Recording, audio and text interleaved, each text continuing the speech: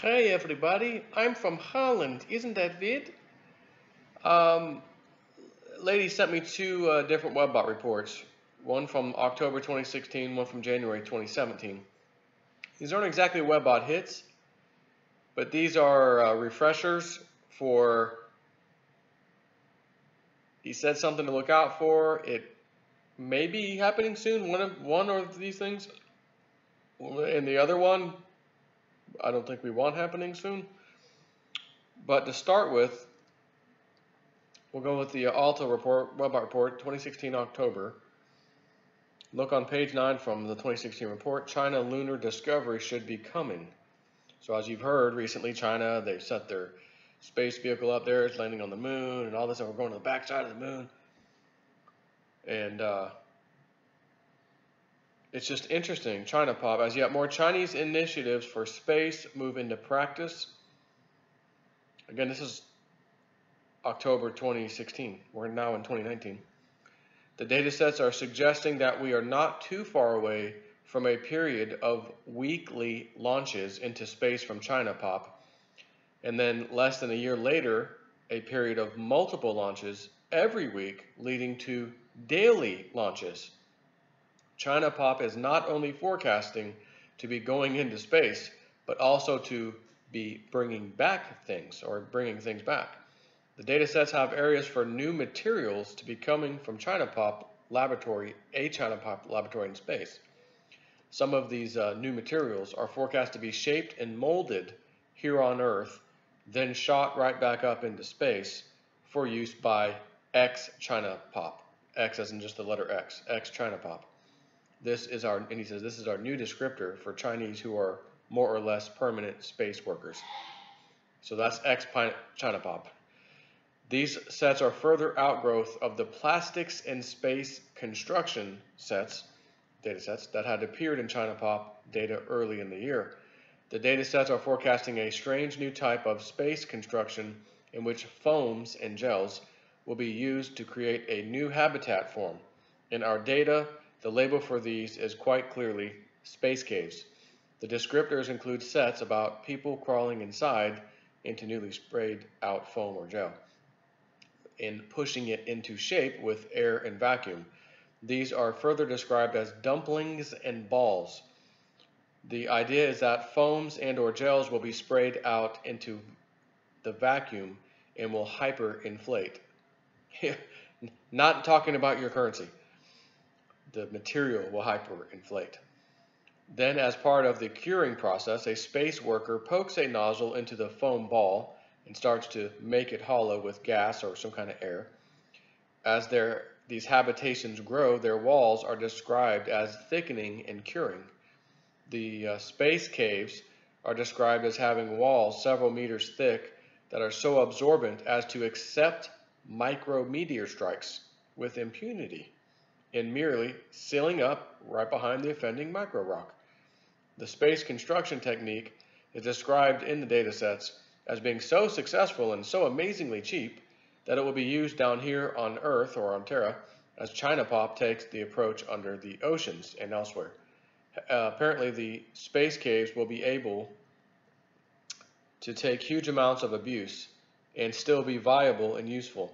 As more of these sets are filling with immediacy data, these events are probably going to be upon us within the next year. And again, he was thinking this might be 2017 when he says next year. Here we are in 2019, so I always tell you, listen to what the WebBot says. You don't have to believe all of it, especially the dates and time frames. Just listen to what it's saying, and then in the future, you may want to go reread some of the reports to just kind of see, are we there yet?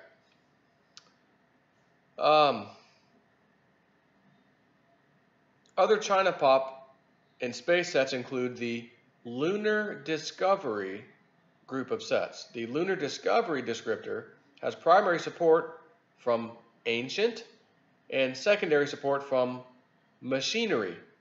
These sets include very long-term data types. The implication is that the discovery of ancient machinery will be altering humanity's path for a number of generations.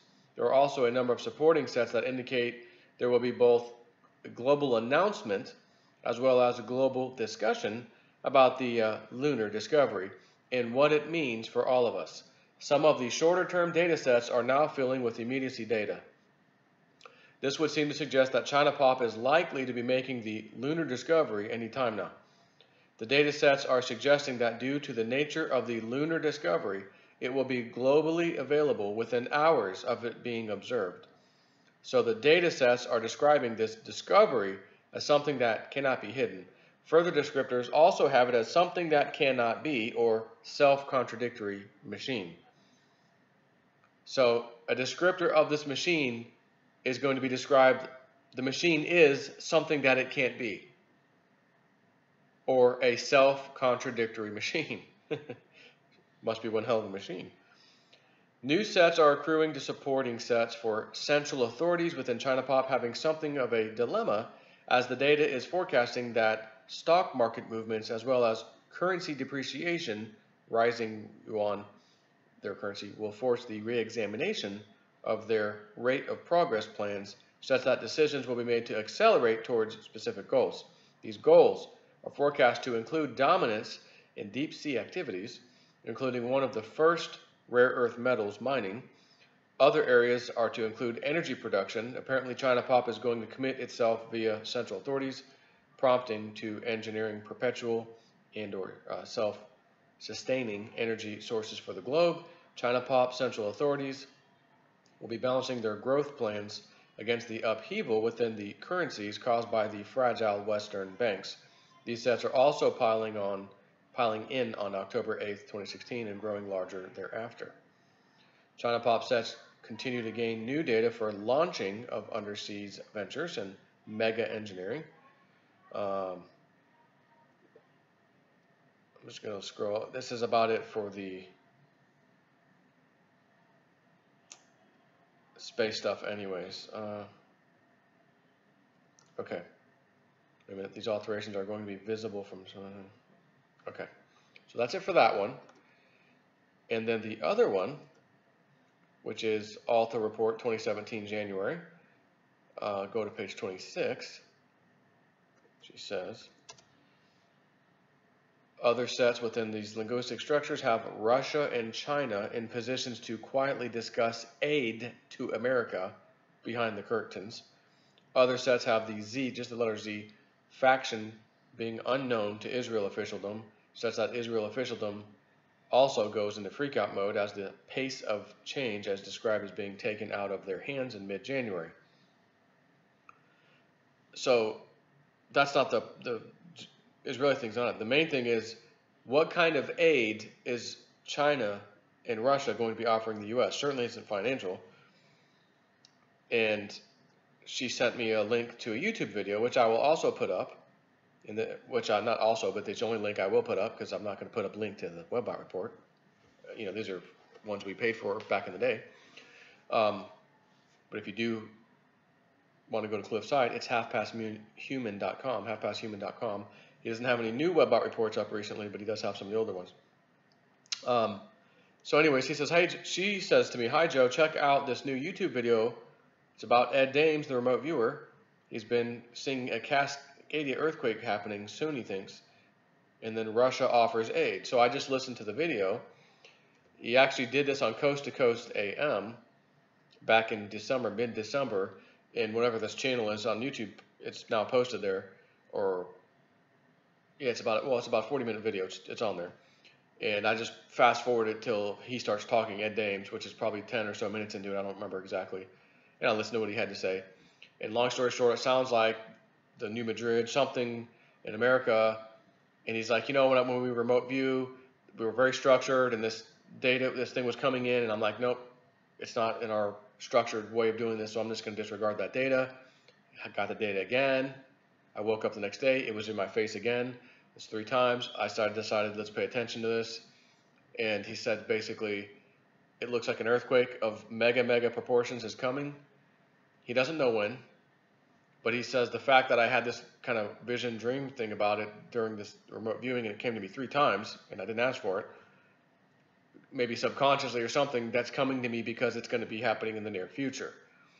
That's kind of how he put it. Now, is near future weeks, months, years? I mean, it could be, depending on how you look at things.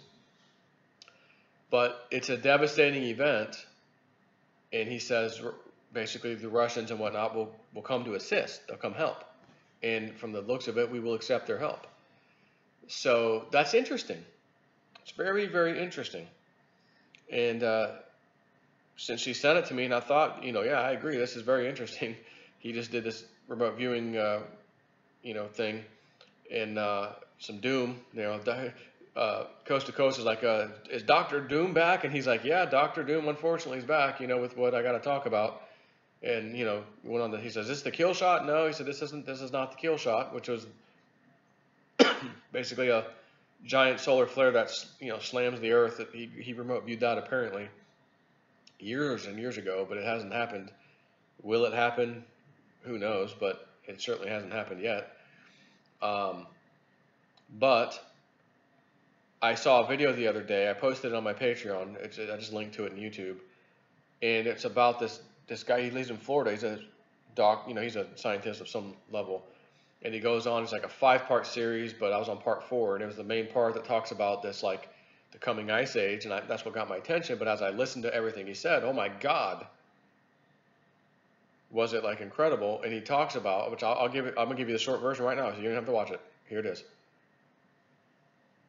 Our sun does a super mini nova every 12,000 years, roughly, which he says it's like dead on, it's like a clock. Every 12,000, he may have the exact years, but it's 12,000 something years. And he says it happens like clockwork. And he says the next 12,000 years for this thing to happen again is approximately the year 2046. So I'm like, okay, I'm 41 years old, 42 next year, I'll be, okay, 62. So I'll be in my 60s, 65, somewhere around there.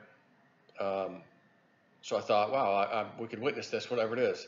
He says, yes, you can absolutely survive, and he talks about how when this event happens, the poles, it really gets the poles on Earth to flip, and when this happens, the Earth will slow to basically a stop, briefly, and then go again. So again, 3 days of darkness, the Bible, these old stories. He says that the whole reason we went to NASA, or NASA went to the moon, went to outer space, whether you believe we went to the moon or not, was to collect certain things like rocks and things, because they wanted to see if these little glass beads were present on the moon, what side of the moon, whatever, trying to figure out what happened, and on Earth as well. And that's the whole thing, reason when they went to space, because they knew this event happens. They've been hiding it from us the entire time. They know about it. And he says, well, what happens if you have something that's spinning and it has water on it, and then you just kind of stop it? Does the water stop at the same time, or does the water just kind of keep going and hit something and then kind of slow down and stop, like in our case, land masses? And I thought, that's a good point. Most of humanity lives on the coast, right? Most of humanity lives on the coast. I'll post the link to that video too, by the way, so you can watch it. I think people should watch it too. Most of humanity lives on the coast. What is it? 80% of humans live on the coast somewhere, right? How far would the water come in? It's debatable. Nobody knows. And if the Earth shifts at all, then what? Does the water go somewhere else when the Earth starts spinning again? Anyways, he says that if he's got it figured out, they're trying to put an expedition together so they can go do more research. He says, if I can do this, I think we can figure out where the next one's going to actually hit when it happens, when the sun burps. And I'm thinking, oh, that's probably the kill shot Ed Dames is talking about. We got many, many, many years from now, if that's the case. But anyways, very interesting. I thought I was just going to hear about the mini ice ages coming. I was not expecting to hear that our sun actually does a mini supernova event. It burps basically, and then I guess goes back to the normal. And I'm like, everything he starts saying, you're like, oh my God, it makes sense. Oh my God. And I think about Agenda 21, the New World Order agenda, get everybody out of the country and put them all in the major cities, where? Along the coasts. And if that's the case, and this event were to happen, we'd all be wiped out. They want you out of the center of the country or countries and out towards the outer edges, right? Along the edges. And I thought, wow, these rotten bastards, that might be why they wanted us out of the country, so we can get hit with massive tidal waves if what this guy's saying is true. So anyways, yeah, just an interesting video here for you today. I'm going to put the link up to the Ed Dames interview. Under that one will be the one for this guy, the scientist that claims a mini supernova, whatever it's called, mini nova, or micronova, I think is actually what they call it, a micronova, is coming. And when it hits, whatever way it's that the Earth is facing, it ain't going to be pretty. But again, I thought, oh, we have chemtrails. We have chemtrails. I've always heard from a long time ago, it was to do with the sun, solar radiation, things like that. That's what they were there for. It wasn't there to kill you and poison you. We'd be dead by now, right? So if it's not there to hurt us, why are they there? Why would they be putting that stuff in the sky? And why does it have these metals in this stuff? To reflect solar radiation and whatnot, is what I'm going to say. So maybe if this event happens, it won't be as bad. Although the Earth is going to slow down to a stop, and the water sloshing, chemtrails ain't going to save that, unless possibly the Earth doesn't slow as much because of what they've done. Again, I don't know. I don't know that anybody knows, but he claims that government, they absolutely know about it. They've known about it since NASA was created, 1959 or whatever it was. He said they've known it since then, and they've been hiding it.